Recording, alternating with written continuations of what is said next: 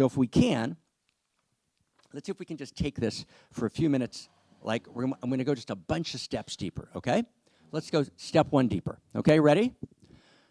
So to get why that's true, let's see if we can identify what are the generator functions. And again, I'm going to ask you to listen with your mind, but also stop thinking. Do you get the paradox? Right? And there's a place that, right? So let's feel together. We're music, and we're playing a symphony together. Okay? Okay, so let's play the symphony. So there's this place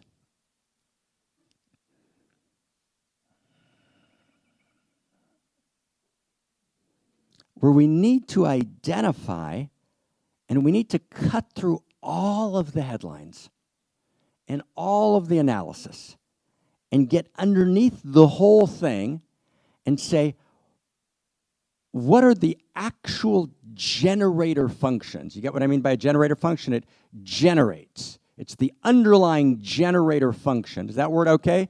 Flemish? We okay? You get what I right? What's the generator function of existential risk? So the best analysis, until several years ago, that I came up with together with Barbara Marx Hubbard, with Zach, my brother Daniel, right? But the best analysis we came up with, and this we were working with at the think tank, was the following. And I think that it's exactly half right, okay?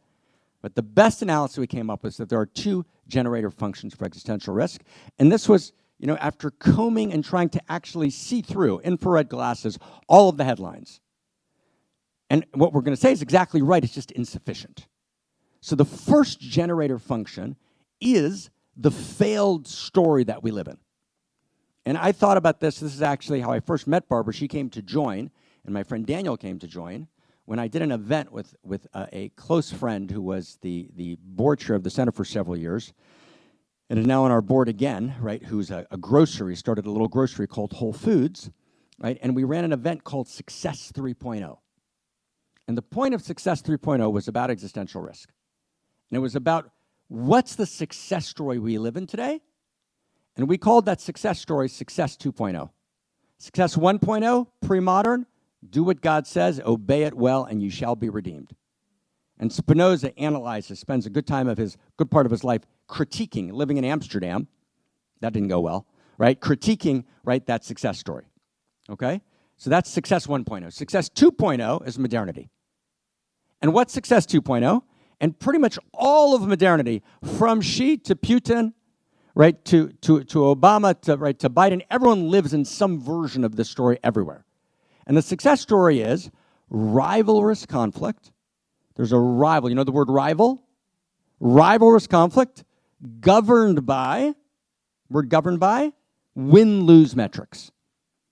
And rivalrous conflict governed by win-lose metrics drives everything. Every company, every division, right? Every structure of society. And remember what we said yesterday, that there are billions of micro acts in society driven by the hidden story. Remember that from yesterday? So the hidden story is, am I successful? Right? Now in the room, let's just stay with this for a second, okay? Let's be really brutally honest with each other, right? We talk about lots of other things, but when we think of ourselves, right, we want to look good to ourselves and to the world, and we want to be successful. And, you know, often one of the ways we give it away in culture is when we say someone's very sincere, it's like a booby prize for not being successful. Oh, yes, he's very sincere, right? He's very sincere, right? Or about a woman, she's a very devoted wife. We mean she's somehow not successful in whatever our standard of beauty happens to be. Or he's somehow not successful. He's sincere. He's devoted. But he's very kind, right? But success lives and breathes us. Right? We're taught to be successful.